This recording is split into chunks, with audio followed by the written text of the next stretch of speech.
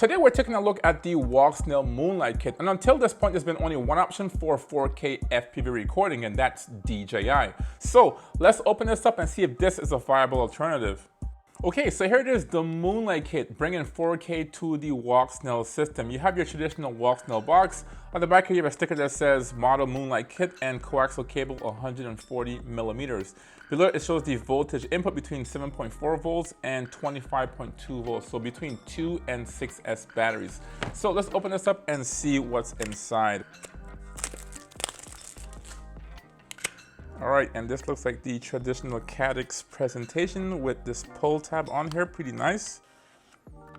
All right, so the first thing I see here is this nice little quick start guide, some specs. Next you have a bag here with some harnesses and some hardware. We'll talk about this later. This is a really important bag, so make sure you secure this. And then you have your two antennas on here. Now this is kind of a love-hate thing. Some guys like the single mass antenna, then you also have some pilots that prefer the dual antenna setups. Well, a lot of guys complained and wanted the dual setup, like the first iteration of their VTX, and Caddx did bring this back to this VTX setup right here. Finally, we have this VTX and camera setup. This thing looks really, really nice. There we go. Get this camera out of here. It's a little bit larger than your typical camera. And on the bottom here, you have your screws for both your VTX mounting as well as your camera mounting. So really nice. They included a lot of screws on here. Okay, so let's take a closer look at this VTX and camera setup on here. And the first thing I notice is this design language on here. Now this takes a similar cue to some of the modern VTX in the market, going with a dual board setup opposed to just a single wider and bigger board setup of the past. So this thing looks pretty cool and makes this VTX more versatile and can fit more frames if you want to. Besides that, this thing feels pretty heavy. Let's weigh this and see how much it weighs. And let's put this on here with the camera. 44 grams, not too bad. And obviously you're gonna have to use it with the antennas. 47 grams, and then your actual harness, which is required. 49 grams. So not the lightest. It's a pretty big heatsink on here. The cage is pretty big and heavy. And I wonder if other manufacturers will make something similar to the O3 where you have like a naked VTX system in here, making this lighter and fitting more or lighter frames. So pretty nice on here. Besides that, the first thing I noticed here is the fins on here. So this thing should be good for cooling, as well as the mounting solution on this. Now this has two different mounting solutions. You have a 20x20 to fit smaller drones, as well as a 25x25 for your whip frames on here. So pretty versatile. Now the 25x25 goes straight through the actual VTX, but the 20x20 is just a threaded piece connected to the heatsink. And that's pretty much the major sizes or bolt pattern for most drones when you're talking about VTX mounting. Now the VTX itself is a little bit larger, measuring 34.5 by 34.5, so it's a square VTX, and then 15.5 millimeters thick, so not too thick at all, and this should fit in multiple drones. Now on the top here you have your MIPI cable. This is a 140 millimeter MIPI cable. It looks pretty nice. You have a plate here to secure it to the VTX, as well as a cover on the back of the camera to secure it to the camera as well. Now this is a pretty decent length or average length for most VTXs, but if you're gonna build a drone larger than a 5-inch, it's in your best interest to get a longer cable for that specific drone.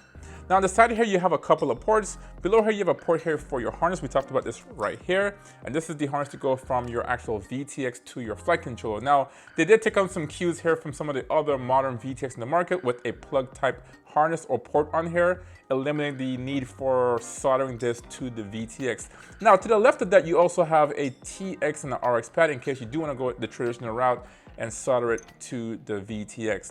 Besides that, you have two lights on here, a recorder and a VTX, as well as a boot button on here. Now on the other side, you have a few more ports on here. Now the first thing that I noticed is the SD card or the micro SD card, and that's a welcome sight here. Now a lot of guys have been asking about this since we have onboard recording in the previous VTX. A lot of guys were just saying like, okay, this is too much of a hassle to plug a harness in here and plug it to your computer to download the footage. Now you have a micro SD card on here, making it very, very easy to transfer files and do firmware updates. Now to the right of that, you have two similar ports, and these are for the boards. We said that this is a dual board VTX, and this is used to update the firmware on this VTX. Now, these two ports coincide with this harness on here. This is a very, very important harness, and this will be used to actually update the firmware on both of these boards while doing the software update. So it's not required for your typical flight or traditional regular flying, but it is required when you do have to update the firmware on your VTX. So this is very important, and put this in a safe place, guys. We'll talk about that a little bit later once we install this and update the firmware on this VTX. Now on the side here, you have your connections for your antennas. Like I said before, this VTX does have a dual antenna setup here. It's a UFL connector, and you have this plate here to protect it from being pulled out in case of a crash. Now this is a very small window in here, and this is gonna be quite the challenge to connect this UFL connector to this VTX. We'll see when that time happens, and I'll let you know if it was a pain in the butt to put it in there, but it looks like a tight little area.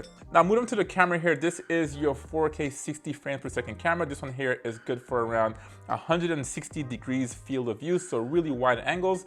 And as you can see, this one also has an ND filter built into it. It's pretty cool that Caddx included an ND filter in here, and then that shows that these guys are really serious about using this 4K resolution for cinematic work. Now you might be thinking to remove this, you have to unscrew it, but in this case, you just pull it out and this should just slip off the grooves of the camera, and there it is. It's a very tight fit, and here we are, we can see the actual lens on this camera on here.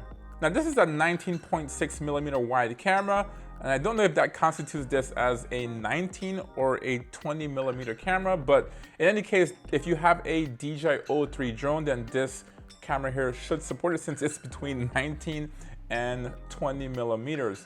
Now talking about DJI-03, this Moonlight kit does feature optical image stabilization, giving you smooth cinematic 4K images. And it does by having gyroscopes in this whole kit. More specifically, there's gyros in the camera. So it is imperative that you mount this thing on a nice surface, and whatever vibration you have coming from your drones could go to your camera and gyroscopes, giving you, say, vibrations in your image. Now, Caddx have done some work here to minimize that by including some gummies or some rubber stops here in the mounting points of this camera. So that is another step to minimize the vibration or interference going to the camera, ensuring that you have a smooth image. Now, we'll see if that works or not. I'm kind of curious about that. I know the DJI-03 did not have any padding on here, but flying with the DJI-03 camera, you did have to include some kind of a gummies in the drone or frame of your drone. So we'll see if this kind of enhances that. And it's a pretty cool touch by Caddx to include this nice little rubber grommet or gummies on the side of this camera here.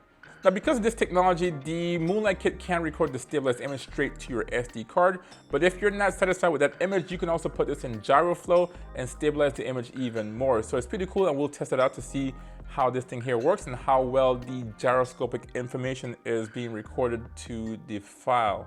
Now Walksnail is claiming that this is a Moonlight camera, and I do believe that because this has a 2.1 aperture on its camera. Now that provides more light to hit the sensor, giving you a cleaner image, especially in low light situations. So we will do a comparison between this and the DJI-03 to see how this thing here works. And we'll test it once we install this in our drone. Now talking about installation, what are my plans for this Moonlight kit? Well, I have a frame right here. This is the SpeedyBee Mario 5. I've done a full review on this one here, and this will be a good candidate for this VTX setup here. This one here is the Dead Cat version, and that should give us obstruction-free footage from this drone. So if you want to see this build and a review on this build, as well as the footage from the Caddx Walksnail Moonlight kit, hit that subscribe button there for you to be notified whenever I do drop that video. So having said that, what do you think about this 4K Moonlight kit? It's pretty cool that Caddx has brought 4K to their system and bring the competition to DJI. This is really good for us, the consumers and the pilots, and it's good to see other manufacturers bringing that fight to DJI. So let me know what you think about this new system down below, and I'll leave links to all these products, including the Mario 5 down below. So thanks for watching, and I will see you in the next one. Peace.